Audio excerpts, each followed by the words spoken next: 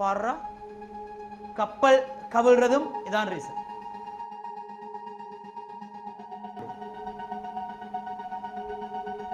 இப்ப சரி, கப்பல் உறுதி சமநிலையில் மிதக்கும்.